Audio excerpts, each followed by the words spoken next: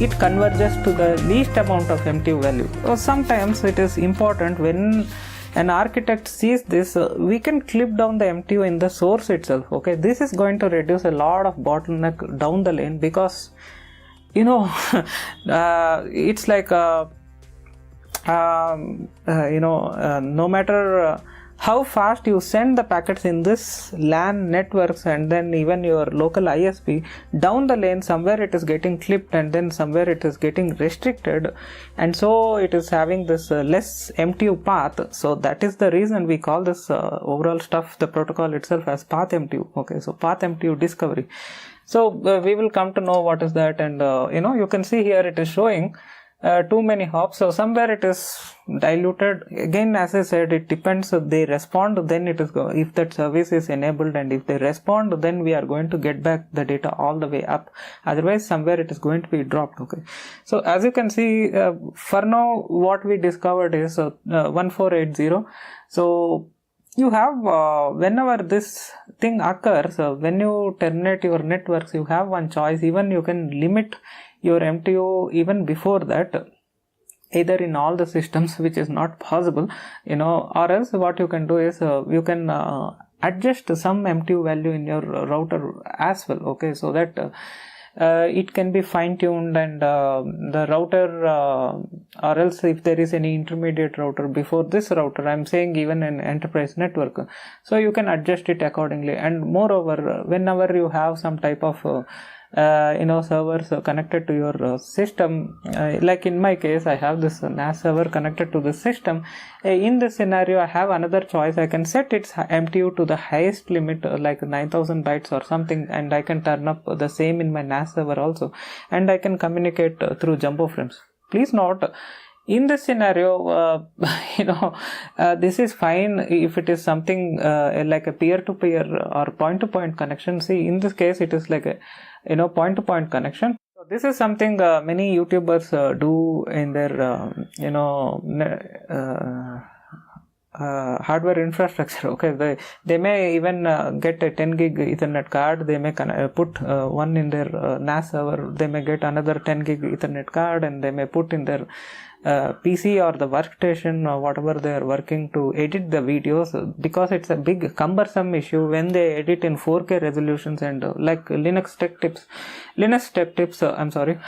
So he edits, he captures these days his videos in 8K resolution via RED cameras, and it's a very high resolution camera. So you get literally GBs of data, the raw footage, and when he wants to transfer his or else his team wants to transfer and shuffle across the data to their servers, so they need a very high speed network. Okay, so they need extremely high speed networks, so they can put across even 40 gig Ethernet port, and they can transfer at higher speeds, because these files are quite huge. Okay, each project, whatever he does, can be around half a TB or something like that, or more than that. So what happens is he need an extreme high speed network connection, and as well as the disk medium also. So he need like entire stuff built with SSDs, and also he needs high speed network connectivity. So in those kind of situations, you can forget about this system communicating to the internet. You can use some other network port for that, but other than that, you can use a network port dedicated for this purpose. So in my situation also, I have even some kind of setup like that. Even I have a spare Ethernet card. I'm thinking to deploy these two in a different subnet, so that when I reach to this system, it communicates through this subnet rather than using my standard subnet. Okay, so which is 192.168.0.88. so this leverages me. It can connect at a high speed. Before even doing that, I need to upgrade my 8-port switch, because all its ports are populated. So in that case, again, I can take advantage. So the more MTU limit, the more performance you will get, and with that you can leverage that network performance. So even we can demonstrate this concept. As you can see here, still this iperf server is running, and if you do this ifconfig and if you check the MTU of localhost, it is 65536. Let's clip this MTU to just 1000 bytes and we see the difference, what it occurred before versus now. Okay, so we can do sudo ifconfig localhost, okay, MTU. Let's not maybe clip to 1000 bytes, let's just clip to 2000 bytes, or let's just clip to 6000 bytes instead of 65,000. okay, so let's do the same.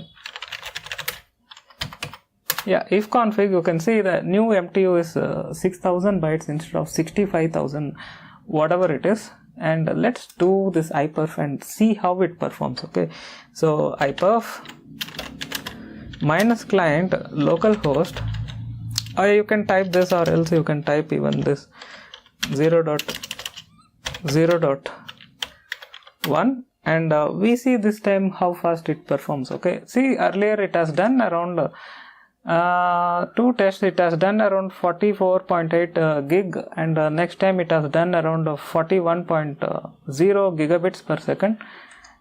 This time it is fine, it is around the same. If so, we can clip it further down, say just 1000 bytes, and we do one more test. This time let's see how it performs. Okay, you should understand this entire stuff, the iperf test in the localhost to localhost happens in the kernel layer, and also it is quite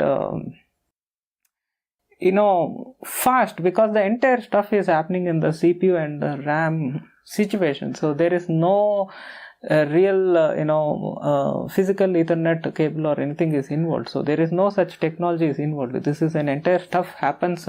If it gives better results, which means your system is a good system, a higher configuration system. If it is giving a poor results, which means that your system is an outdated computer. Okay, you can even check in your laptop or home devices, you will get less performance in case if it is an outdated hardware you have versus whatever the computer what I have here. Okay, so let's just do the same.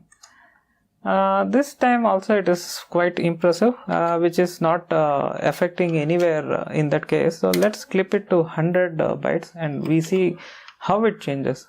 If it is not changing, it is quite simple that this system is quite fast. It is not much getting affected because of the extra overhead. Okay, please note. Yeah, it is not getting affected. To confirm, you can also check here, you can cross check in Wireshark. Okay, do this iperf and see the packets in Wireshark. You can see here the packets are 690 bytes or something per frame, which is not like earlier. Okay, which is quite huge. Earlier it is quite huge. Okay, so it is not anymore like that, but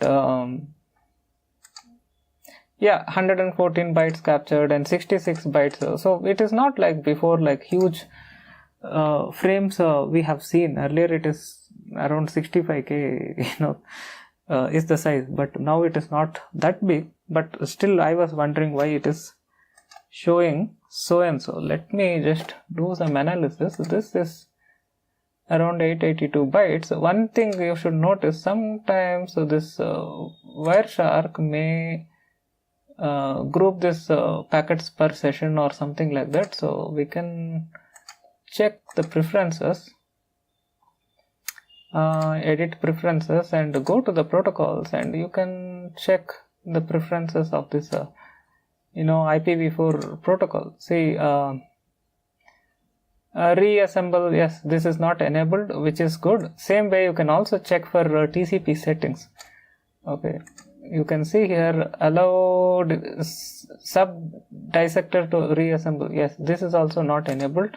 So which means that we are not doing anything like that, but I need to further investigate why it is showing so and so size, because I'm not sure. First of all, let me check if config. Yeah, 100 is accepted, but I'm not sure why it is showing so and so. Okay, let's do one stuff. We just restart this and we see this time what is going to happen. Okay, let's just run this test and we see what is going to happen. Okay. and also we can capture the packets this time.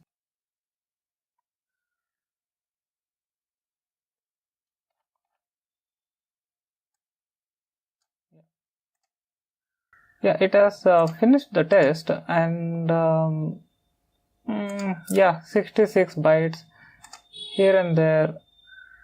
I'm not sure. I think it is something is bypassing or something, but this is not something completely possible if you have a real physical network. Okay, so this is something, again, as I say, see, this local host is not a real physical port. This is a software port which will exist as a part of TCP/IP standard, and this can be used to test your network capabilities of the system. This can be also used for other network applications to coexist locally, so that you may have a local server, like in this case hyper server and a hyper client and stuff like that. But I'm not sure how far it is going to enforce this MTU policies, but if it is a question of a real physical Ethernet port, then it is going to come into the picture, and we can again check that aspect as well. Okay, so let's just cancel this hyperf, and let's do an if config, and we can change this MTU of ENO1, because it can take all the way up to 9000 bytes. Okay, so sudo if config ENO1 MTU 2000 bytes. Let's set the same, and we stop the Wireshark and we listen on this ENO1. Okay, and we refresh something like this, and we see that how it is going to happen. But the problem is, when you set the MTU, whatever outgoing packets are going to come into the picture, whatever is incoming packets is going to be taken care by the router itself, and whatever is outgoing, we are saying that it is so and so is the MTU. So since from this system I am not sending any data out, it is at the max sending some TCP ACK packets, because I am downloading the stuff from the internet. So we can't test much. For that, maybe perhaps we need some other test mission. Okay, so we need some other test. So I picked this test laptop.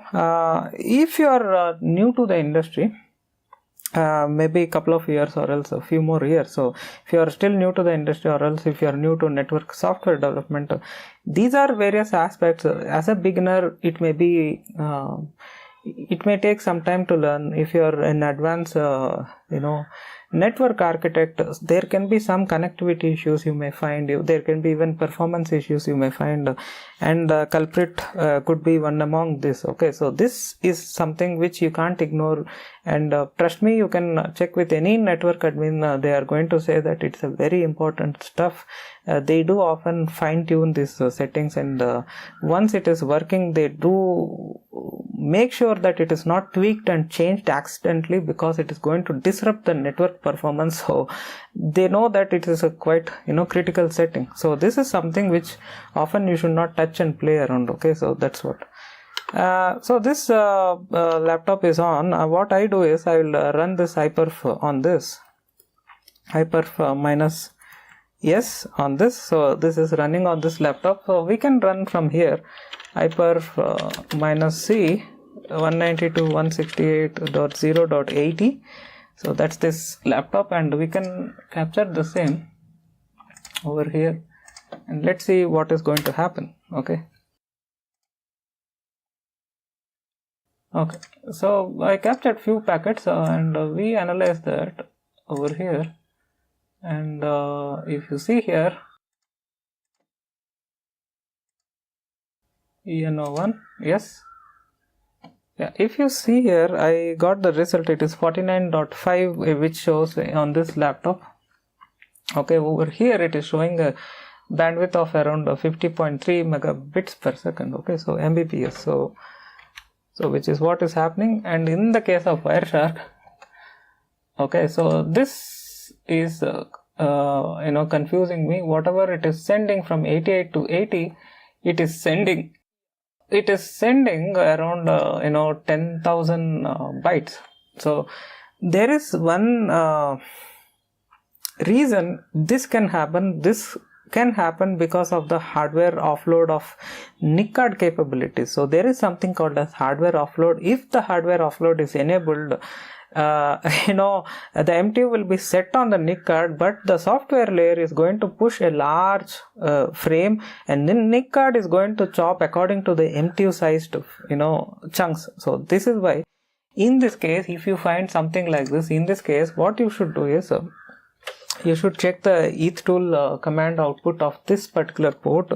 You can do sudo eth tool minus lowercase k and eno1, and you can see it shows all these capabilities, and we should check it as anything like TSO or something is on. So transport segment or TCP segment offload or something which is the culprit here, if it is turned on, the software layer is going to send as large chunks as possible, and the NIC card, the hardware, is going to chop into smaller chunks. And moreover, my system doesn't have to do any checksumming either, because the NIC card is going to do the checksumming. So if you analyze the Wireshark capture, and if you see here TCP, it should show a wrong, incorrect checksum. The reason is the kernel is not doing the checksum because kernel is offloading to the hardware. Okay, so this is what is happening. There are ways to disable, even similar stuff happens in this generic receive offload as well. What we can do is GSO and TSO we can disable. See, these are again advanced topics. Okay, I can't discuss, but in a way these things comes under the MTU stuff. These things also comes under the path MTU stuff. So that's what. So what we can do is we can set the same uppercase K GSO off if it accepts, which means you are good to go, and TSO off, which is accepted, again we are good to go. And once again we fire this earlier command and see that it has been changed. You can see here the TSO is off, and as well as your GSO is also off. Okay, generic segmentation offload as well as TCP segment offload. And let me turn off this GRO also. Okay, so again it is going to goof up our Wireshark capture results. Okay, yeah, even this is off. Okay, let us do this iperf once again, and let's do a fresh capture. Okay, let us do a fresh capture. Yep. So this time if you go here, you can see the frames are around 1500 sort of ish. You can see here they are strictly 1500 ish. Okay, so we need to see why it is 1500. Let's do an if config. It's set as 2000 bytes, but it is showing around 1500. One thing is clear, that unlike before, it is not showing a very huge number. This is the reason. The hardware offload is completely turned off, and whatever is happening, it is happening because of the software layer. Okay, so that is why you can see the difference. But this application, again, it's a test application. We are not doing any wire transfers here. We are just doing the, it's almost like a high profile ping actually. So it's almost like a ping, but it's just a synthetic traffic. So what I do is, in this laptop, instead of doing that, in this laptop, let me do a this file download via wget. Okay, so let me do a wget. I have files in the local PC in the web server here. So let me do a file download here, wget http://192.168.0.88, and it is in var www html videos test1.mp4. It is not accepting. Let me just change it, something I have goofed up. Var videos test1.mp4.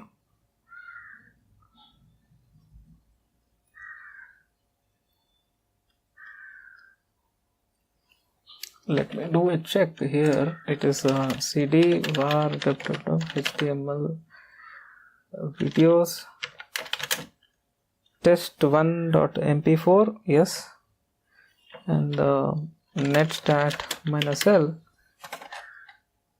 Yeah, port 80 is open. I can do even some flush of IP tables. Sudo IP tables -f maybe some firewall is stopping the same. Wget. Maybe I can even do an SAP if not wget. So let me do an SAP transfer. So let's just do the same SAP Kiran so I'm doing an SAP transfer. Yeah, it's transferring the same, and we do a fresh capture. Yeah, you can see it is sending this packets at this size, which is again understood because this is a wireless connected laptop, so it has a MTU of 1500 bytes, so it is pumping the packets in this MTU sized. Okay, so that's what. We can also do one more interesting thing. I just cancelled this SAP transfer. We can also do reduction of this MTU and then we can test. Okay, sudo IP if config eno1 MTU 500. Yeah, if config, you can see its MTU is reduced and we can just repeat the same. So it is transferring the file, and if you recapture, you should find, as you can see here, it is sending this packets at a lower MTU value. So you can see here 500 bytes plus the Ethernet header, the 14 bytes, so 514 bytes it is sending out.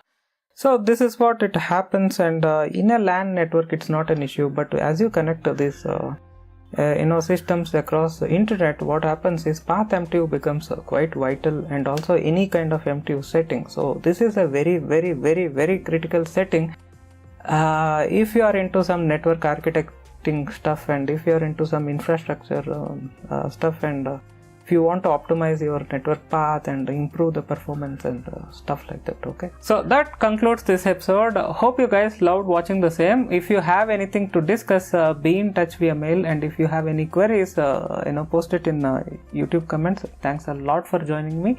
Stay tuned. Have a nice day. Bye bye.